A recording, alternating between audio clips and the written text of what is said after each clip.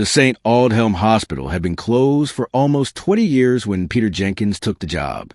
The council had hired him as an overnight caretaker, someone to patrol the halls, stop vandals, and keep watch over crumbling Victorian building until demolition began. It sounded simple enough. Quiet work, good pay. But on his very first night, the security officer who handed him the keys gave one warning. Don't go near Ward 13. Peter frowned. Why not? The man's expression hardened. Because none of us do.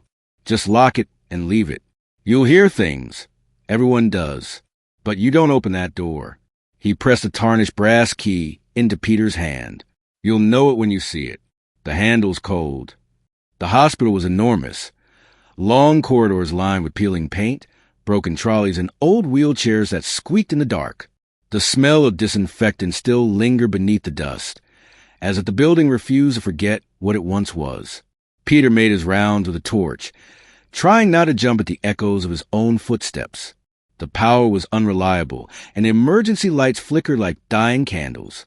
He passed wards marked 11 and 12, the numbers painted in faded red. Then he saw it, a corridor that ended in a single door marked 13. The paint on the number had been scratched almost completely off, as if someone had tried to erase it.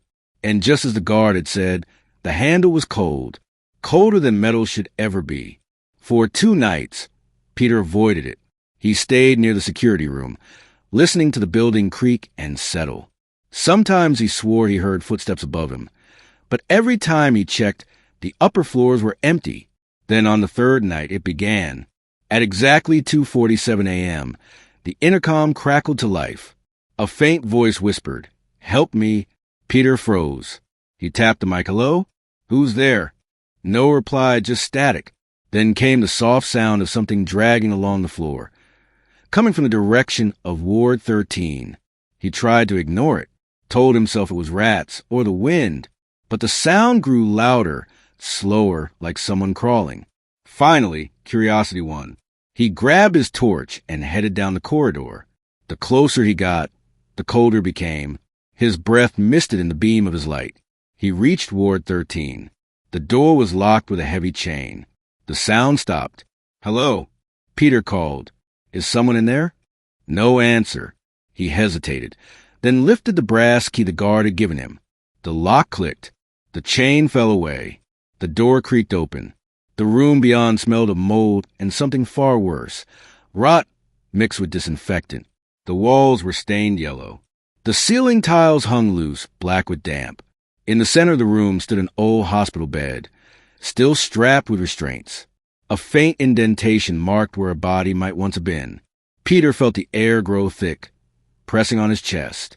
He raised his torch and scanned the corners. That's when he saw the words scratched into the far wall. "Do not let her see herself." He swallowed hard. What the hell? A mirror hung crookedly beside the bed, cracked down the center. The beam of his torch flickered across it, and for an instant he saw a woman. She was lying on the bed in a patient gown, eyes open, staring straight at him. Then the light blinked out. Peter's heart slammed in his chest.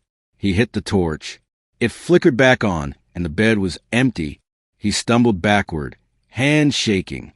"Okay, I'm leaving," he muttered. But as he turned for the door, it slammed shut. He yanked at the handle. It wouldn't budge. Behind him, the restraints on the bed tightened, the buckles squealing as though pulled by invisible hands. A soft humming filled the room. A woman's voice, tuneless, whispering under her breath. Then, from a cracked mirror, came a whisper. "He wouldn't let me see." Peter spun around. The mirror rippled like water. A pale hand pressed against the inside of the glass. He backed away, breath coming fast. "You're not real. You're not." The hand pushed harder. The glass bulged outward, then shattered. A figure slid out, dripping with darkness, her face hidden behind wet hair. "I can see now," she whispered. "I can see everything." Peter screamed and ran for the door. It flew open this time, slamming him into the corridor. He fell to his knees and crawled backward, shaking.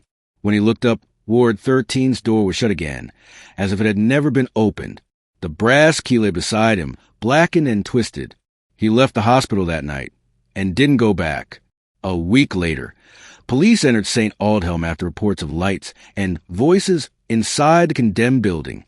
They found Peter's security jacket and torch in the corridor outside Ward 13. The door was locked from the inside. When they forced it open, the room was empty, except for the mirror, which was whole again. But in the reflection, the officers swore they saw something standing just behind them, a pale woman in a patient's gown. Smiling faintly, her eyes two dark pits. Postscript. When the hospital was finally demolished, construction crews unearthed a sealed medical file buried beneath the floorboards of Ward 13. It contained the record of patient 413, Alice Durham.